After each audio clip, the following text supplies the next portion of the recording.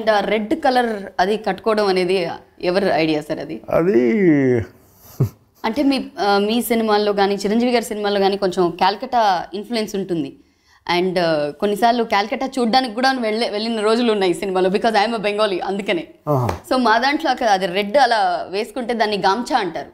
గమ్చా అంటారు. గమ్చా తర్వాత అంటే బేసిక్ కాశీరావులో అంటే నాకు ఎక్కడ విజువల్ మాకు ఎక్కడంటే మేము ఒకసారి సమ్మర్ హాలిడేస్కి మేము మా ఇంటికి ఎవరిని ఎక్కువ మంది కజిన్స్ వీళ్ళందరూ వచ్చినప్పుడు మా టవల్స్ సరిపోయాయి.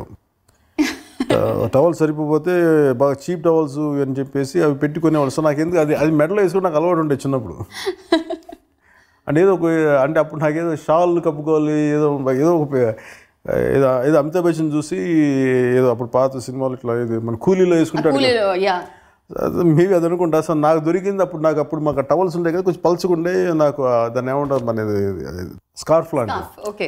సో నాకు అది వేసుకుని ఉండేవాడిని. సో నాకు ఎందుకు వేసుకుంటే నాకు ఏది వెల్తీగా ఉంది, ఇంకేది సరిపోవట్లేదు దీనికి ఏది కావాలని చెప్పి నాకు ఆ బట్ట వేసుకుంటే బాగా అనిపించింది. అలాగే బెల్ట్ కూడా ఒక బెల్ట్ పెట్టుకున్నా ఇంకా సరిపోవట్లేదు, ఇంకేది పక్కన పాత బెల్ట్లు ఉన్నాయి ఇంకో బెల్ట్ తీసుకు, అవి కూడా నాకు కొమరంపుల్ డ్రెస్సులు యాక్చువల్గా ఆ పర్సనల్ గబ్బర్ సింగ్ స్టిల్ తీయించుకున్నాయి.